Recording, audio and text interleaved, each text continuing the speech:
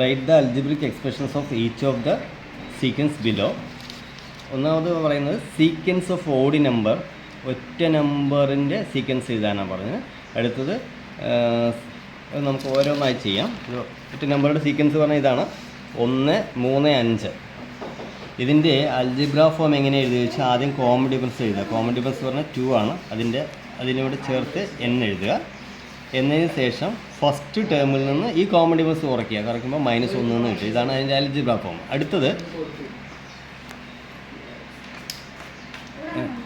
Sequence of the natural number which leave remainder 1 on division by 3. ഇതിൽ എങ്ങനെയാണ് എഴുതുന്നത് ചോദിച്ചാൽ ആദ്യം റിമൈൻഡർ എഴുതുക. ഇങ്ങനെയുള്ള ചോദ്യങ്ങൾ ആദ്യം റിമൈൻഡർ എഴുതുക.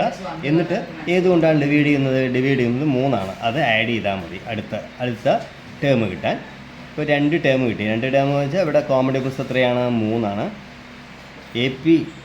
ഒരു എ പിയിലെ കോമൺ ഡിഫറൻസ് അറിയുകയാണെങ്കിൽ അടുത്ത ടേമും കൂടി കിട്ടും. ഇവിടെ എത്ര? 3 അല്ലേ? അടുത്തത് 3 ആഡ് ചെയ്താൽ മതി.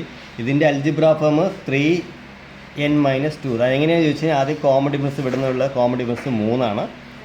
നെക്സ്റ്റ് സ്റ്റെപ്പ് എന്ന് പറയുന്നത് ഫസ്റ്റ് ടേമിൽ നിന്ന് ഈ കോമൺ ഡിഫറൻസ് കുറയ്ക്കുക. അപ്പോൾ -2 എന്ന് കിട്ടും. അടുത്തത് നോക്കൂ, sequence of natural number ending 1, 11, 21 ആണ്. 1 അവസാനിക്കുന്ന നാച്ചുറൽ നമ്പർ 1, 11, 21 ആണ്.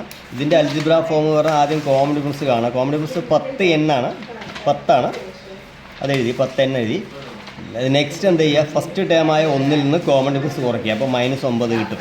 അടുത്തത് ഇവിടെ നോക്കൂ, ഇത് sequence of natural number ending 1 or 6.